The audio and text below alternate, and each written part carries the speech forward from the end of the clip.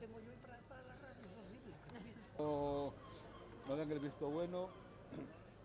Ser mujer migrante, ser mujer mayor, ser mujer LGTBIQ, ser una mujer con diversidad funcional, tiene todo ello una cuestión de que nos cuesta la vida, de que el machismo atenta contra todas estas partes y nos hace sufrir en distintas maneras las violencias. Este año en Asturias se convoca una manifestación unitaria en Avilés, donde nos encontramos ahora mismo a las 7 de la tarde, que saldrá de la Plaza del Vaticano y hará un recorrido corto hasta aquí donde estamos ahora, en la Plaza del Ayuntamiento.